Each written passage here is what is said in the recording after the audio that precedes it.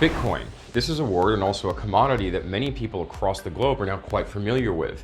In the original white paper written by Satoshi Nakamoto, there's a continual reference to a peer-to-peer network, which is the true and pure, if you like, point of developing and implementing this specific digital currency. Now, the idea with a peer-to-peer network is you do not need a government or a bank to interfere or get in the way of any actual transactions. However, for buyers and sellers to find each other, it is still very helpful to have a common marketplace where people can meet and trade. In this video, we're going to take a look at one of the world's biggest peer-to-peer Bitcoin exchanges. Let's do a deep dive into Paxful.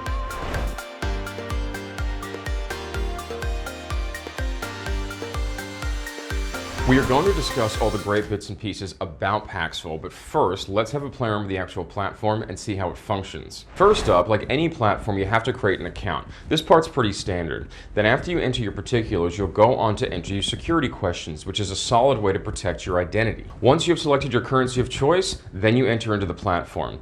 Now from there, there's a number of different ways you can transfer funds onto Paxful itself. This is a very good thing, as it makes it easy for most people across the world to find a payment method that suits them best. This includes bank transfers, crypto wallets, gift cards, which we will circle back to in a moment, cash, debit and credit cards, and also other digital currencies. Now with the gift cards, there are many, and this is a pretty amazing thing to have on an exchange, because what it does is it allows people to buy cryptocurrency as a gift, and also it's more than likely to bring a lot of new people into the crypto space. Just consider for a moment you want to get your mother a gift, and for the last year or two she's been saying, "What's that Bitcoin thing you're always talking about? Can you explain it to me? Can you get some for me?" Well, now this is a very easy thing to do, and you can go to her and say, "Sure, mama, happy birthday," and you can buy your beloved mother some Bitcoin. So let's assume you actually want to sell some Bitcoin. You just head to the top of the page, click on Sell Bitcoin, choose from the 300 plus payment methods that we've already mentioned.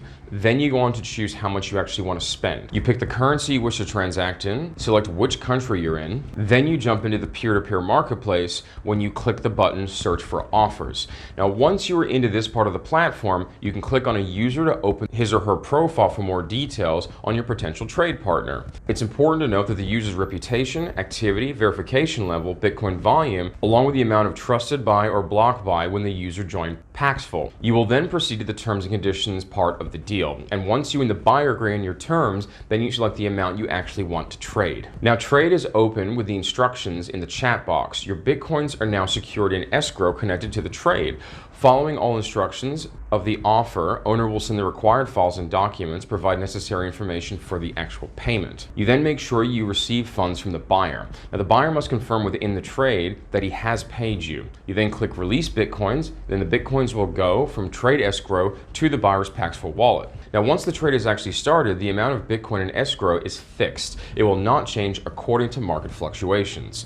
Now, when it comes to selling Bitcoin, there are 14 key rules on the platform. The first is, as a vendor, you should accept all risks and liabilities that come with trading, and it's up to you as a person to actually protect yourself. Next up is no actual brokering is allowed. This applies to gift cards. Brokering specifically is when you buy a gift card code for someone thinking you can just sell it later to someone else. This goes against the Paxful terms of service and is prohibited at all times. Point number 3, you must be responsive to buyers. If you're not at your computer, then they ask that you take down all your offers. When a customer shows up, you have to engage them. Number 4, you have to maintain a civil tone with your customers at all times. They don't allow foul language, abusive tones, as it's just bad for business and it's not nice for anybody. Number 5, you must have full offer terms and trade instructions in simple, short bullet points. Number 6, if the release of Bitcoins happens not instantly and you have specific time frame for the payment confirmation, this must clearly be stated in your offer, terms of service, and trade instructions. Number 7, clear and short offer terms. This is very important, as you don't want to convolute any contracts that you engage in and make it easy as possible for all parties involved. Number 8, you must have full, simple trade instructions of exactly what you want them to do. They suggest you use bullet points and keep it very short and sweet. Number 9, provide your customers with helpful aids and examples if necessary. As one example they use on the website, if you require them to upload a selfie with photo ID, then put in an example picture, one with a face and details that are blurred out.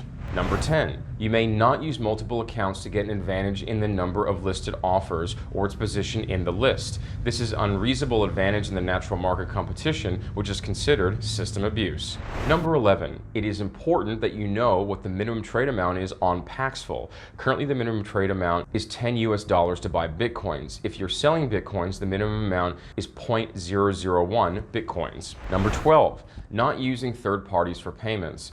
As a vendor, you are the person responsible for accepting and processing payments yourself. Number 13, no off-escrow trades allowed, no sharing contacts or off-site communications. It is vitally important that you do not give other users your contact information for external trading. And wrapping up with number 14, there's no negotiations. The buyer of Bitcoins must pay the exact price that is set for their trade. If the seller needs to make an adjustment, trade must be reopened for the correct amount.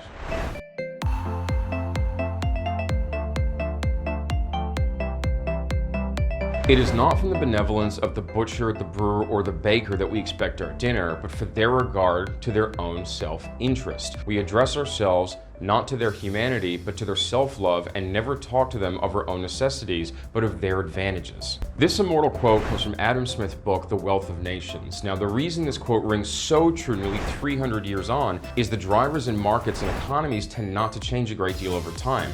With Paxful, this is not a charity. This is a business set out to make money, but this is a good thing, as their customers can choose from scores of other exchanges if they feel Paxful, the platform, is not quite up to scratch. Also, because Paxful is providing the peer-to-peer platform and not doing a million other things like some other exchanges out there, you only pay a small fee and you can then go and buy and sell your Bitcoin as you see fit. This makes it clean, easy to use, and cost-effective. So how will Paxful do in the future? Well, no one knows for sure, but as the world of cryptocurrency continues to move into more and more parts of culture and the world over, and more people are brought into the crypto space, the average person will look for lower fees and ease of use, like they do now with banking. And because of this, Paxful may have a very bright future. I suppose only time will tell. For Crypto Global News, I'm Edward. Until next time, you take it easy.